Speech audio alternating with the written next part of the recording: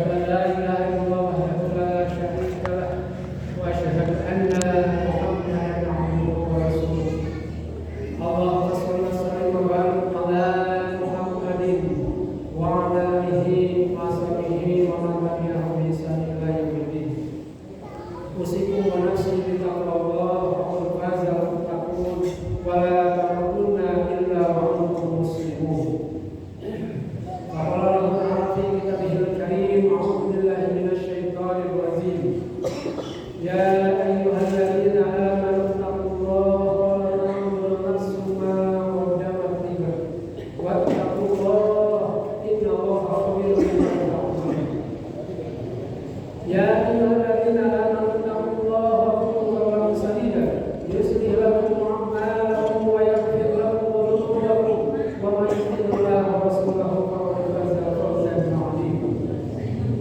يا أيها الذين آمنوا اتقوا الله حق تقاته ولا تموتن إلا وأنتم مسلمون فقال رسول الله صلى الله عليه وسلم اتق الله حيث كنت وأتبع السيئة الحسنة تمحها وخلق الناس بخلق حسن وخاف إذا وشر الأمور محدثاتها وكل محدثة بدعة وكل بدعة ضلالة وكل ضلالة في النار. Hadirin Bapak Ibu adik-adik jemaah sholat maghrib Masjid Nur Ali yang semoga senantiasa Allah rahmati dan Allah berkahi.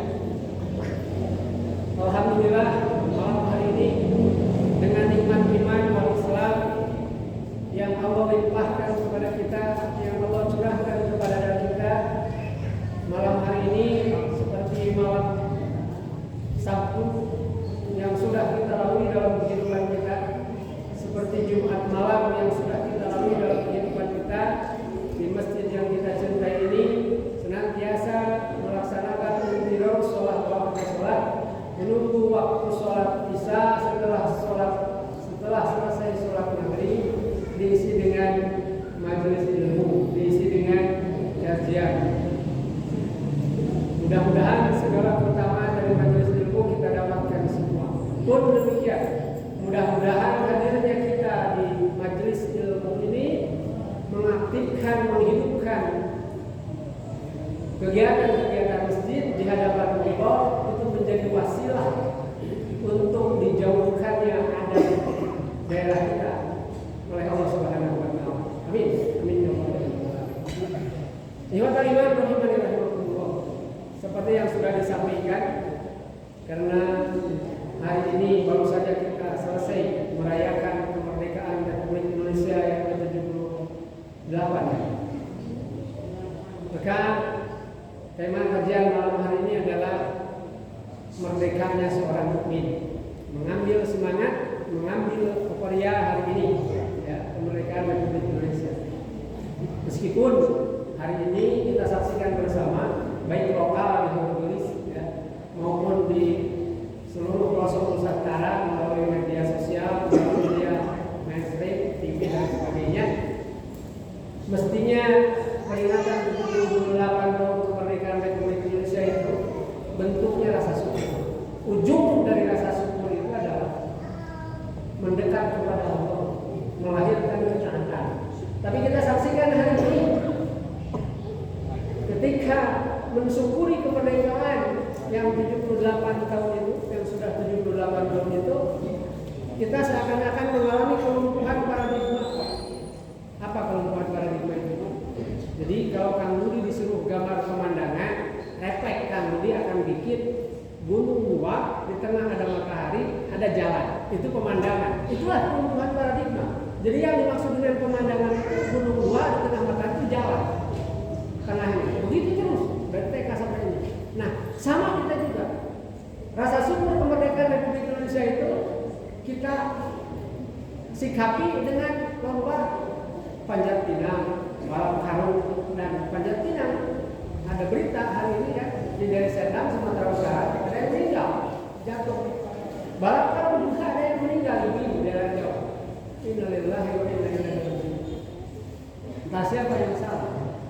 Inilah barangkali ulama sudah banyak yang mengingatkan tentang bagaimana menunjukkan mewujudkan rasa kita atas kemerdekaan Republik ini dengan cara-cara yang berbeda tentunya, dan bukan dengan cara yang seakan-akan kita mengalami perubahan paradigma terhadap perayaan kemerdekaan. Tentu yang kita bahas sesuai dengan topik bukan persoalan kemerdekaan Republik Indonesia, bukan Istiqlal Ad-Daulah, bukan kemerdekaan sebuah negara, tapi kemerdekaan kita sebagai individu. Kemerdekaan kebebasan al-hurriyah sebenarnya sejak Rasulullah SAW dihadirkan oleh Allah untuk menyampaikan risalah sudah selesai. Yang hari ini sering digaungkan kebebasan berpendapat, kebebasan hak-hak sipil, kesetaraan dan seterusnya. Itu setelah Rasul dihadirkan oleh Allah itu sudah selesai. Pada saat Rasul SAW menyampaikan khutbah yang terakhir dalam Haji Wada itu, salah satu isinya adalah Rasul menyampaikan, wa inna dima'akum wa amwalukum wa aradukum alaikum haramun kahurrati yaumikum hada. Sesungguhnya darah kalian, harta-harta kalian, kehormatan kalian, reputasi, nama baik adalah haram atas sesama kalian. Jadi sudah dilindungi oleh syariat. Apa-apa yang menjadi hak individu sudah dilindungi oleh syariat. Jadi sudah selesai sebenarnya Islam membicarakan tentang al-hurriyah, kebebasan yang hakiki, yang paling hakiki. Nah, ihwatan iman rahimahullah, karena itu malam hari ini, karena persoalan kebebasan yang tadi dimaksud sudah selesai, mari kita belajar bersama tentang kemerdekaan sebagai hamba Allah, kemerdekaan sebagai orang yang beriman, yang yakin dengan kalimat la ilaha illallah Muhammadur Rasulullah. Kita mulai dari hadis Rasulullah SAW yang ditegaskan dalam beberapa hadis Imam Muslim yang insya Allah kita juga semua sama paham. Apa kata Nabi? Ad-dunya sijnul mu'min wa jannatu kafirin. Bahwa dunia bagi orang mukmin itu adalah penjara dan surga bagi orang kafir. Ibu, bapak, adik, yang namanya penjara tidak ada bebas. Yang namanya penjara itu sebuah pengkelangkengan, sebuah pengekangan terhadap kebebasan, sebuah pembatasan, sebuah penjeraan. Jadi ketika penjara tidak ada kemerdekaan, tidak ada al-hurriyah, tidak ada kebebasan, tidak ada. Rasul sudah menegaskan bahwa dunia itu adalah penjara bagi orang yang beriman. Amal hayat dunia dalam tahun guru Allah menegaskan. Kenapa dikatakan penjara? Karena tidak bebas sesuai dengan kehendak keinginan sendiri, sesuai dengan kemauan jiwa kita, kehendak jiwa kita, tidak. Kenapa? Karena ada batasan-batasan yang mengikat kita sebagai hamba yang Allah cipta. Jadi Allah menciptakan diri kita itu, ibu, bapak, adik-adik, bukan sekedar mencipta diri kita saja, jasad kita, tidak, tapi juga mencipta sejumlah peraturan-peraturan, ketetapan-ketetapan yang itu mengikat kehidupan kita sebagai hamba yang Allah cipta. Bisa diikuti kalimatnya itu. Jadi Allah memberikan aturan-aturan, membatasi keinginan-keinginan atas syahwat kita. Kemudian Allah pun memerintahkan, Allah melarang. Itulah adalah batasan-batasan yang dikatakan tadi kenapa dunia disebut penjara. Itulah penjelasan Imam Nawawi. Bahwa kenapa disebut dunia? Karena ada batasan-batasan, ada perintah-perintah, ada larangan-larangan. Coba kalimat rahimahullah. Lantas bagaimana kemerdekaan orang mukmin?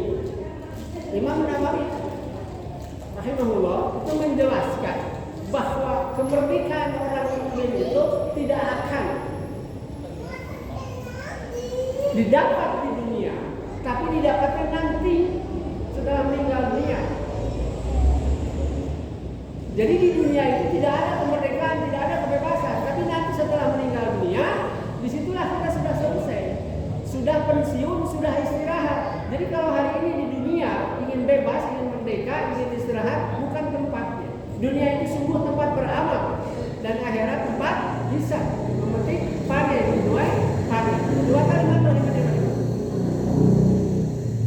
Dalam surat Al-Imran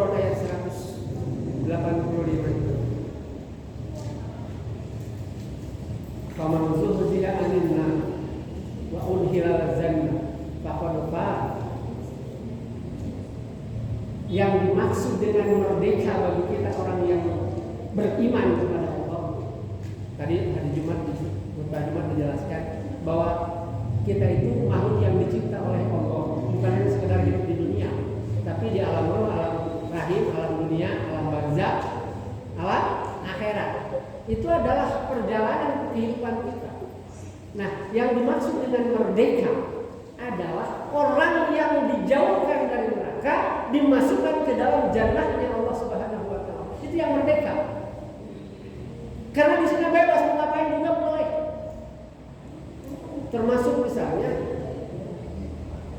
berhubungan suami istri dan seterusnya. Banyak apapun yang kita diinginkan, mudah didapat, bebas, sebebas-bebas.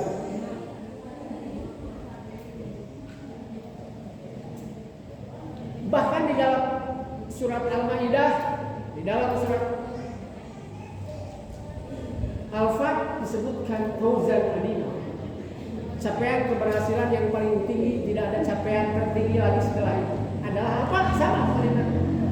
Mamazul ziyadina bila jannah, dijauhkan dari neraka, dimasukkan ke dalam jannah. Itu adalah kemerdekaan bagi orang yang beriman. Ikhwatal iman rahimani rahimakumullah. Yang namanya kemerdekaan disebut merdeka ketika sudah bebas dari belenggu penindasan, belenggu keangkaran, belenggu penganiayaan. Dulu disebut merdeka karena kita sudah merdeka dari Belanda dan Jepang. Karena demikian, ditindas, dianiaya, didolimi oleh Jepang dan Belanda. Nah, hari ini kita mau merdeka, kita masih sedang berjuang, kifahan sedang berjuang melawan apa? Melawan yang menindas kita, melawan yang merongrong kita, melawan yang mencelakakan kita. Siapa musuh kita? Setan. Memang musuh kita itu setan. Dalam surat Al-Fatir Allah menegaskan, inna syaitanu lakum aduwwa. Sesungguhnya setan itu musuh kamu. Dan ini kalimat yang mesti kita camkan. Fattahiduhu aduwwa, dan perlakukan setan sebagai musuh. Hari ini banyak orang salah. Setan harus diperlakukan musuh, tapi berkoalisi dengan setan, bekerja sama dengan setan. Setan itu musuh kata Allah, dan perlakukan sebagai musuh kata Allah. Tidak mungkin mendekat kepada musuh, tidak mungkin bekerja sama dengan musuh, tidak mungkin berbaik-baik dengan musuh. Jadi hari ini kita sedang memperjuangkan kemerdekaan. Apa? Dengan cara apa? Dengan cara berjuang, menaklukkan, memerangi setan, memperlakukan setan sebagai musuh. Kalau dulu musuhnya Belanda dan Jepang, hari ini bagi kita sebagai orang yang beriman, musuhnya adalah setan. Baik setan yang nampak berbentuk manusia maupun setan yang tidak nampak berbentuk jin. Setan itu sebuah sifat. Ikhwatal iman rahimani rahimakumullah. Jadi tujuan antara dari perjuangan kita, kalau dulu merdeka itu dibacakan teks proklamasi, nah itulah tanda merdeka. Ada pengakuan dari berbagai belahan negara lain. Ngaku merdeka kalau tidak diakui agak berat. Ya, Taliban kan masih bertatih-tatih, ya, karena pengakuan dari negara-negara lain masih tersendat. Nah, kemerdekaan kita pun sama. Ada tandanya. Pembacaan teks proklamasi, pengakuan negara lain, apa tandanya? Wala tamutunna illa wa antum muslimun. Kemerdekaan akan didapat ketika kita masuk surga. Tandanya apa? Meninggal dalam keadaan itu yang harus kita perjuangkan. Dan musuh kita, setan laknatullah, tidak akan rela itu, Pak. Karena itu kita diganggu, diprovokasi oleh setan. Kenapa? Karena setan itu punya misi. Misi itu apa? Tugas yang diemban. Itu misi itu menyesatkan manusia sebanyak-banyaknya, sesat-sesatnya. Goalnya apa? Tujuannya apa? Menemani dia dalam neraka. Inna syaitanu lakum aduwwa fattahiduhu aduwwa. Inna ma yad'u hizbahu liyakunu min ashabis sa'ir. Sesungguhnya setan itu hanya mengajak manusia golongannya agar mereka menjadi penghuni neraka yang menyala-nyala. Jadi setan itu jelas akan menjauhkan dari kemerdekaan kita dari jannah, menggiring, memperdaya kita supaya kita sesat, ujungnya adalah masuk neraka menemani mereka dan golongannya. Jadi ikhwatal iman rahimani rahimakumullah, tanda keberhasilan kita melawan setan itu kebalikannya. Kalau setan misinya menjauhkan kita dari fitrah sebagai hamba, menjadikan kita lupa dengan fitrah kita sebagai hamba. Tadi dalam Jumat disebutkan fitrah sebagai hamba itu beribadah kepada Allah, menjadi khalifah, menjaga kemuliaan fisik kita, gitu kan? Nah, setan itu menjauhkan dari kita bergerak itu, fitrah itu. Jadi setan itu ingin menjauhkan kita dari fitrah kita sebagai hamba. Dengan demikian, Bapak Ibu, tanda kita merdeka atau tanda-tanda kita akan meraih kemerdekaan di dunia bisa dikatakan tadi wala tamutunna illa wa antum muslimun. Itu pada saat kita meninggal. Tapi pada saat kita hari ini beraktivitas, tanda-tanda apakah kita sudah mampu menaklukkan setan atau belum adalah manakala kita secara sadar mampu memposisikan diri kita sebagai hamba Allah dengan berbagai dimensi, bisa pikiran, bisa perkataan, dengan bisa perbuatan, memposisikan diri kita sebagai hamba Allah. Hamba Allah itu apa? Tadi pada saat Jumat, menjadikan generasi penerus lebih baik ketaatannya kepada Allah. Seluruh aktivitas menjadikan ibadah di hadapan Allah, menjaga kemuliaan jasad kita dari ujung rambut sampai ujung kaki, karena fitrahnya itu mulia. Hanya maksiat kita yang dilakukan oleh organ tubuh kita yang menjadikan kemuliaan itu sirna, hilang. Itu kemerdekaan bagi orang beriman. Lantas pertanyaannya bagaimana caranya? Caranya melawan setan atau berpuluh. Caranya memerdekakan diri supaya kita mendapatkan jannah, dijauhkan dari neraka, supaya kita wala tamutunna illa wa antum muslimun. Bagaimana caranya? Tidak ada cara lain selain dengan cara hijrah. Apalagi kemarin kita baru selesai bulan Muharram. Sekarang tanggal 1 ya, bulan 1. Bulan Muharram itu mestinya semangat Muharram, spirit Muharram kita bawa. Apa Muharram itu? Muharram menjauhkan diri dari yang haram-haram, mendekatkan diri kepada yang Allah cintai, mendekatkan diri kepada yang Allah ridhoi, menjauhkan dari yang Allah murkai. Itu semangat Muharram. Sebelum Muharram ditutup dengan akhir tahun bulan Dzulhijjah. Bulan Dzulhijjah itu apa? Dapat pengampunan. Ada satu hari di bulan Dzulhijjah yang menjadikan musuh kita ini setan putus asa, frustasi, hopeless. Apa? Hari Arafah. Orang yang sedang wukuf naik haji di Arafah berdoa beristighfar, Allah ampuni. Lantas yang tidak berhaji di belahan bumi yang lain beristighfar secara serius kepada Allah, mohon ampun. Allah ampuni dengan satu syarat, yakin dirinya diampuni oleh Allah. Karena itu hari Arafah kita disunahkan untuk berpuasa. Kenapa? Karena orang yang saum pada saat mengangkat tangan itu lebih gampang peluang potensi dikabulnya lebih tinggi. Itu kata iman. Jadi berjuang melawan musuh kita sebagai individu mukmin, sebagai hamba Allah adalah dengan cara berhijrah. Apa itu hijrah? Al-hijrah itu meninggalkan sesuatu karena Allah. Bisa jadi meninggalkan sahabat karena Allah. Bisa jadi meninggalkan haul gelis menuju Bandung, itu juga hijrah.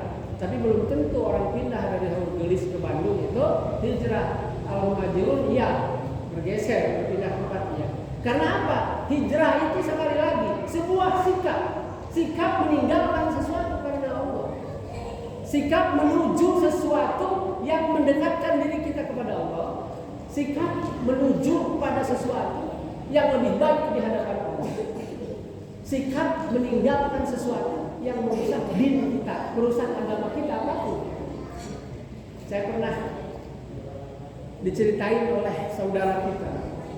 Allah takdirkan ada saudaranya yang memiliki akidah yang keliru. Mungkin bahasa orang harapah takfiri.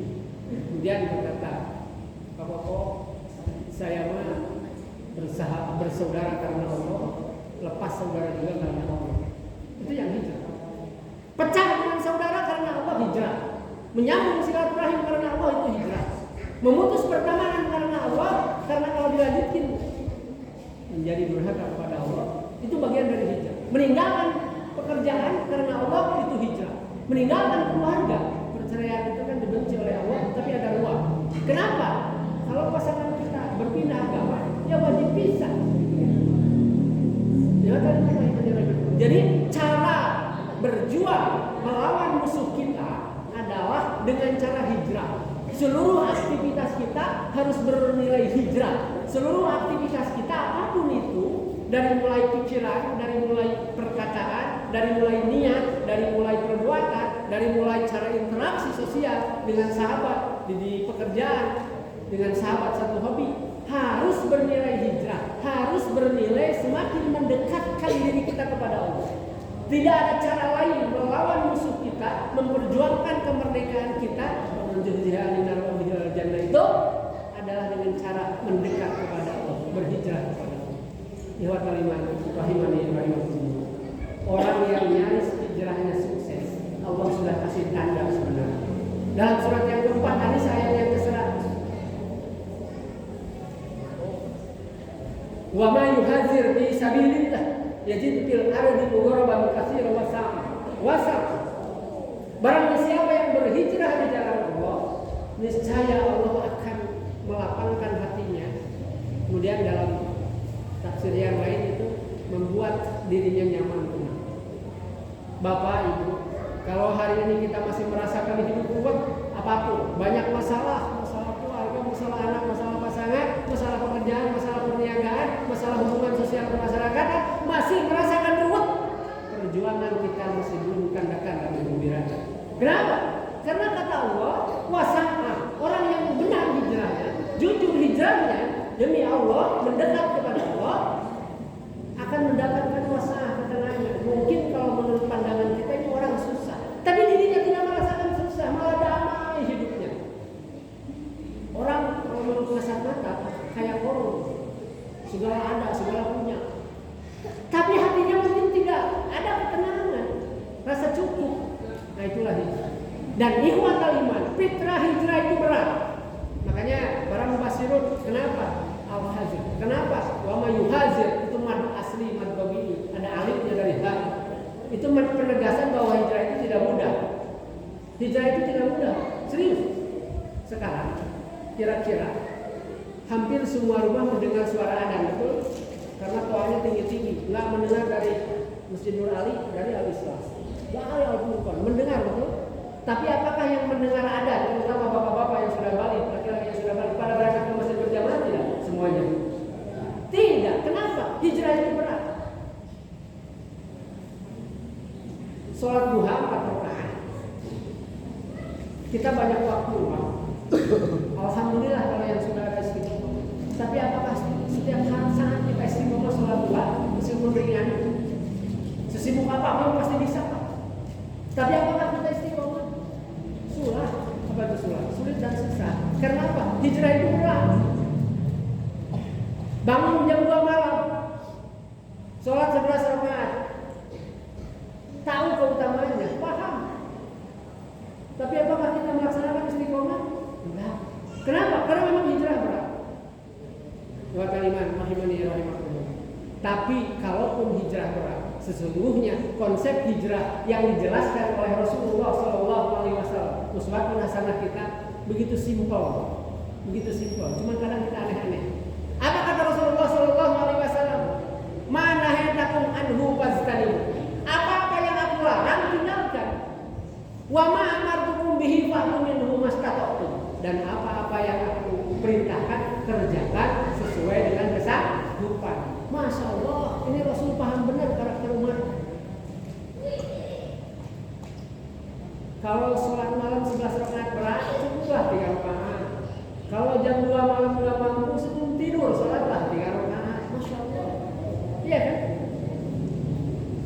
Kalau tidak bisa umroh, tidak bisa haji, ingin pahala umroh, bisa nggak? Bisa. Dengan cara apa? Sholat sunnah suruh habis subuh, terus jangan beranjak dari tempat duduk sampai suruh. Suruh itu 2 jaman lah ya setelah subuh. Tapi kayaknya suruh kita itu pas Ramadan aja gitu. Kalau hari-hari biasa kayaknya berat. Kenapa? Lagi-lagi hijrah itu berat. Tapi Allah sebenarnya memberikan solusi. Karena apa kata Nabi? Apa yang aku larang, tinggalkan. Apa yang aku perintahkan, kerjakan sesuai kesanggupan. Masya Allah. Kalau kita lagi sholat buru-buru, sholat selain dijamak menjadi kosong. Iya kan? Kalau sholat jamaah kan tidak harus sofar gitu kan, kata Rasulullah kemarin. Kalau misalnya seorang profesi dokter atau seorang apapun, jam 11 keluar jam 4 itu bisa dijaga. Tapi kosor itu harus ada kegiatan perjalanan. Nah, sesuai kesanggupan, ringan. Dan apa-apa yang aku larang tinggalkan. Aneh memang. Bapak ibu nggak mau riba, jangan berkenalan dengan rentenir, jangan berkenalan dengan mucikaro, jangan berkenalan dengan lembaga keuangan yang ribawi. Selesaikan, cukup diem, aman tuh dari riba. Ibu jangan gibah, udah begitu ada majelis gibah, jangan mendekat, menjauh aja. Kan sama, cukup diem. Jadi apa-apa yang aku larang tinggalkan. Tidak ada sesuai kesanggupan, tidak, karena ternyata meninggalkan sesuatu yang Allah dan Rasulnya larang, cukup diam. Jangan maling, jangan mencuri, diam saja. Coba kalau mencuri, butuh ikhtiar, butuh effort, butuh risiko, betul? Bangun jam 2 malam berat, tidak risiko nyawa, tidak risiko dibunuh orang. Tapi milih maling berat, risikonya dibunuh orang. Aneh kita memang itu. Konsep hijrah begitu sederhana, tapi kita melaksanakannya, Masya Allah. Nah itulah makannya musuh kita setan. Dan harus kita lawan dengan hijrah. Kenapa kita malam ini habis maghrib mau duduk bermajlis? Karena di situ ada nilai hijrah. Lantas pertanyaannya, bagaimana supaya kita bisa hijrah? Tadi dipahami kan? Cara berjuang memerdekakan diri kita menuju jannah itu dengan cara berhijrah, menaklukkan melawan musuh setan. Kemudian berat hijrah. Rasul sudah memberikan cara. Nah sekarang konkretnya apa yang mesti kita kerjakan supaya kita bisa istiqomah di hijrah?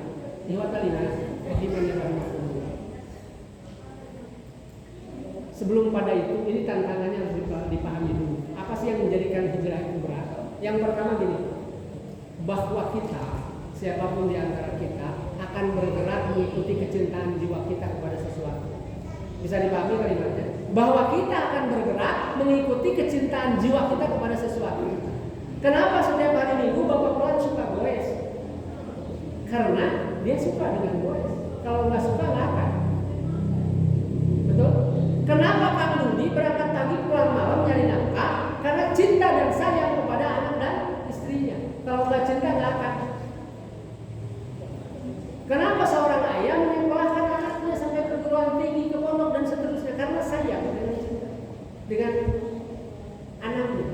Ada seorang sahabat di TTN setiap Sabtu Minggu, udah pensiunan Pak, udah agak ujur banget belum, tapi tetap nyupir ke Cikarang. Kenapa? Karena kangen dengan putu. Cinta kepada cucunya yang menjadikan dia bergerak. Jadi kita itu bergerak mengikuti apa yang kita cintai. Itu memang fitrah. Dan pada saat kita bergerak mengikuti yang kita cintai, disitulah seringkali muncul malapetaka. Cinta kepada dunia, berani korupsi. Cinta kepada dunia, berani maling. Cinta kepada dunia, berani nyuap. Dan seterusnya. Cinta kepada dunia, mau riba. Karena kalau tidak riba, usahanya bagaimana? Kan begitu. Itu sangkaan kita. Itulah tantangan. Orang maksiat dengan lawan jenis, karena cinta dengan lawan jenis. Cinta dengan anak, demi anak saya menafkahi mencari rezeki dengan cara yang batil, tidak apa-apa, yang penting sekolahnya kelar. Demi istri, yang penting istri senang, beliin HP baru meskipun uangnya agak sedikit-sedikit subhat. Kan begitu. Seringkali kecintaan kita kepada sesuatu itu menjadikan abai dengan semangat hijrah kita. Abai. Yang penting kita bisa memperturutkan kecintaan kita. Jadi Pak, karena berbahaya, karena cinta itu adalah usul harokat kata para ulama, penggerak jiwa kita, maka cinta kita harus dikelola supaya jangan jadi blunder bumerang pada saat kita melawan musuh kita, setan. Bagaimana cara mengelolanya? Cinta itu semua dibalikan kepada sang pemilik cinta Allah. Kalau kita cinta kepada lawan jenis, tidak ada lagi formula selain nikah. Udah nggak ada lagi Pak, cinta kepada lawan jenis, nikah. Dan tidak boleh kemiskinan kemudian menghalangi kita untuk nikah.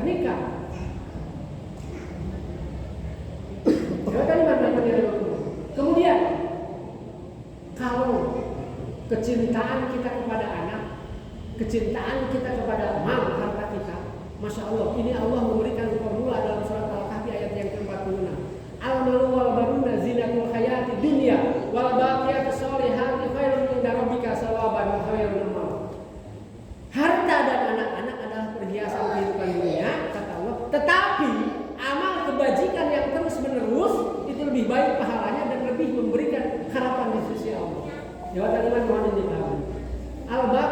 sholihah.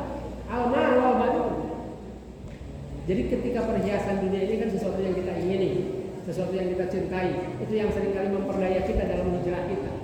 Dan Allah memberikan pandangan al-baqiyatus sholihah, amal saleh yang terus menerus. Karena itulah sebagai strategi kita mengelola cinta kita kepada anak dan mal kita, harta kita, bagaimana al-mal wal banun menjadi al-baqiyatus sholihah. Bagaimana keturunan kita, bagaimana harta kita menjadi amal soleh yang berkelanjutan. Bagaimana caranya anak dididik menjadi anak soleh. Kalaupun anak sering berdoa pada saat kita sudah di alam barzah, kalau anaknya tidak soleh, ya tidak akan sampai doanya. Karena waladun sholihah.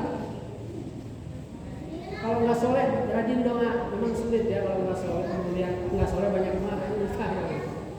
Kemudian harta supaya menjadi al-baqiyatus sholihah dengan cara apa? Diintakkan, dibelanjakan di jalan Allah. Kalau motivasi kita mencari harta untuk al-baqiyatus sholihah, menjadikan amal yang terus menerus, maka mustahil kita tertarik dengan cara mencari harta dengan cara-cara yang batil. Dua kalimat rahimani rahimahullah. Kemudian kata Nabi, Pak, ada orang. Nabi ditanya suatu ketika, Nabi bertanya kepada sahabat, siapa yang mandul? Yang mandul itu kata sahabat yang tidak punya anak. Ini dalam riwayat hadis Imam Ahmad. Kemudian kata Nabi, bukan, yang mandul itu bukan yang tidak punya anak, tapi yang punya anak banyak, tapi anak semua yang banyak itu tidak memberikan kemanfaatan buat kehidupan orang tuanya di akhirat.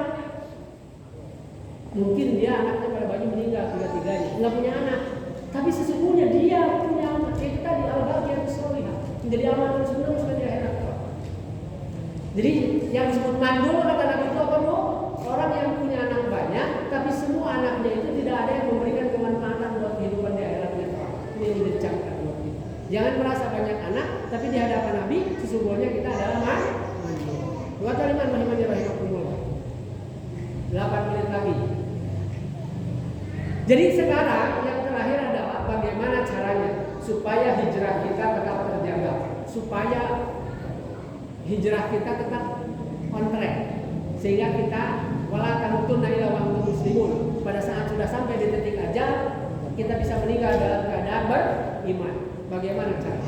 Yang pertama, Bu, yang pertama ini serius. Pastikan ibadah sholat senantiasa kita tegakkan, senantiasa kita evaluasi, dan senantiasa perbaiki, sekaligus menjadi fokus ibadah kita. Paling fokus. Serius, paling fokus. Ibadah sholat itu harus betul-betul menjadi prioritas. Tanda prioritas itu apa? Tanda prioritas kita. Mestinya hari ini kita semua yang sudah usia 40 tahun maka paham makna bacaan sholat. Kenapa? Karena belajar memahami bacaan sholat dari HP pun bisa hari ini. Waktu banyak pasti. Hanya masalahnya kita serius tidak memperhatikan sholat kita.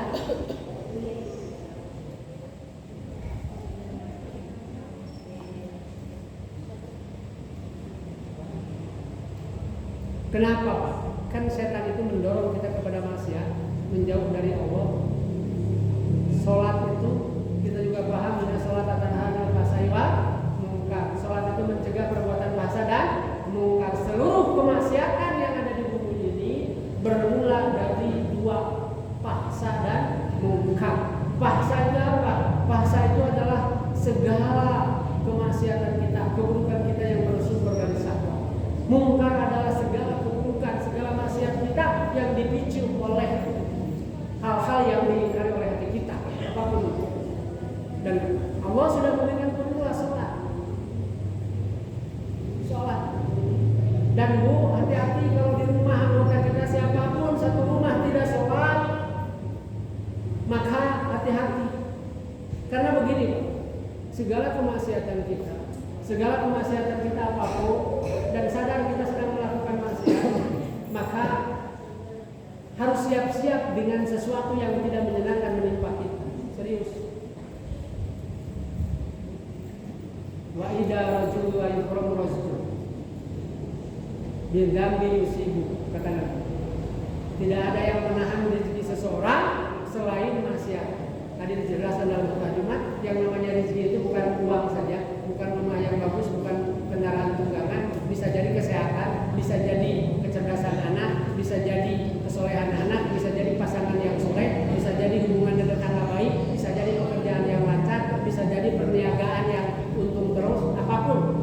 dimudahkan dalam perniagaan itu adalah rezeki.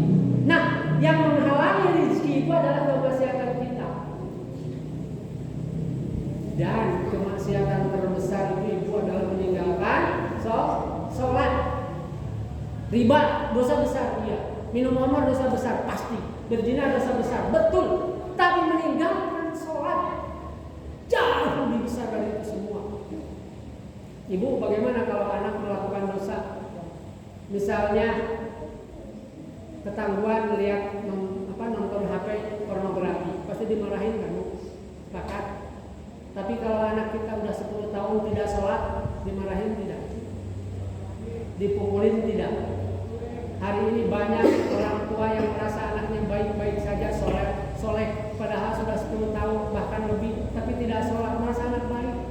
Alhamdulillah, semua ini yang harus kita perbaiki. Kemudian yang kedua apa Pak?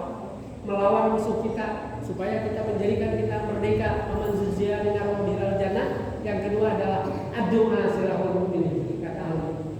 Jadi pergunakan senjata terbaik. Kita seringkali lupa berdoa kepada Allah. Apa doanya? Allahumma arinal haqqa haqqa warzuqna tiba'ah wa arinal batila batila warzuqna istinaba. Lanjutkan, ya muqallibal qulub sabit qalbi ala dinik. Allahumma arinal haqqa haqqa. Kenapa? Ya Allah, tunjukin yang hak itu hak, yang benar itu benar, dan karuniakan kepada hamba supaya hamba mampu mengerjakannya, mau mengerjakannya.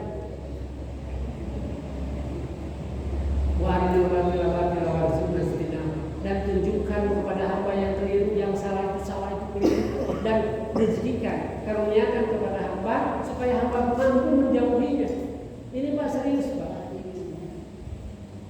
Ya muqallibal qulub sabit qalbi ala dinik. Ini fitnah akhir zaman. Jadi gini Pak, tadi disampaikan orang tahu sholat wajib, orang yang mengaku Islam tahu nggak hukum sholat itu wajib?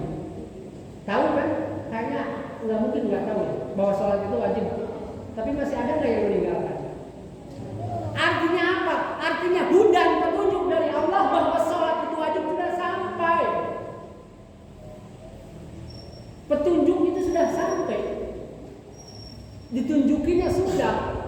Tapi taufik belum. Karena itu minta kepada Allah. Minta kepada Allah. Minta kepada Allah.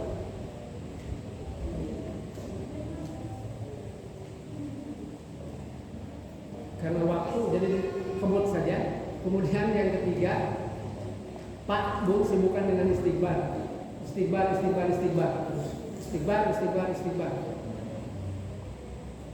Kemudian mungkin dalam waktu yang lain nanti kita bisa dilanjutkan lagi kaitan dengan tadi ya, dengan doa. Istighfar juga bisa dilanjutkan, tapi perbanyak istighfar. Bahkan istighfar kita perlu diistighfari karena kadang-kadang kita tidak serius dengan istighfar.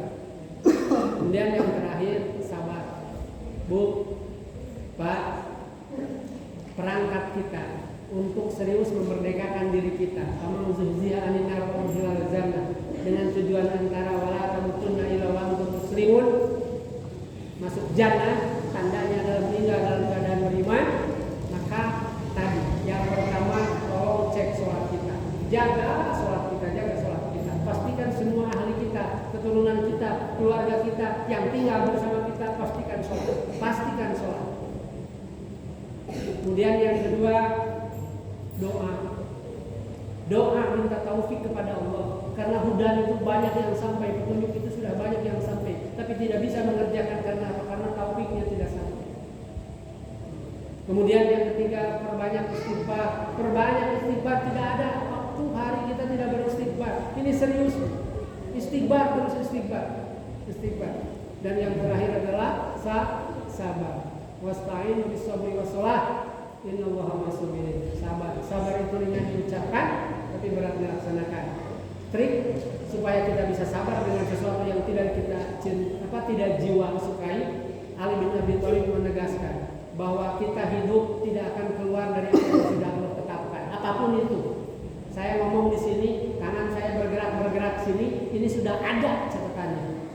Karena itu tidaklah terlalu bersedih. Sabar saja karena ini sudah sesuai dengan ketetapan. Sudah Allah tetapkan di bulan tahun sebelumnya. Ibu, Bapak, itu saja yang bisa disampaikan. Mohon maaf